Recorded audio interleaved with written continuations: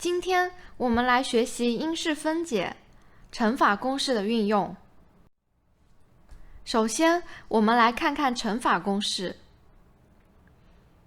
其中一个乘法公式如右边所示 ，x 的平方加 2ax 加 a 的平方等于 x 加 a (括号的平方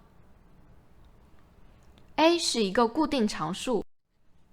接下去运用乘法公式因式分解 x 的平方加 6x 加9。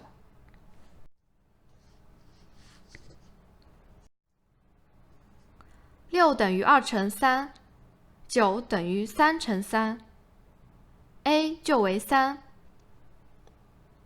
最后把3代入 a， 答案就是 x 的平方加 6x 加9等于 x 加3（括号的平方）。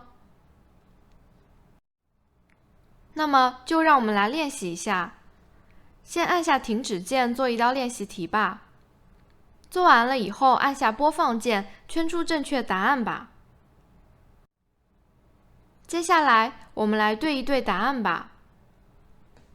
把1因式分解后，就是 x 加2（括号的平方）。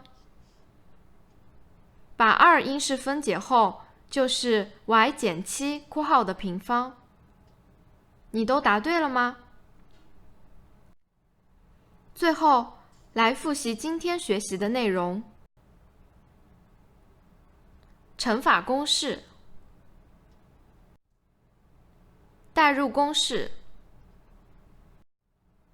因式分解。今天的学习到此结束。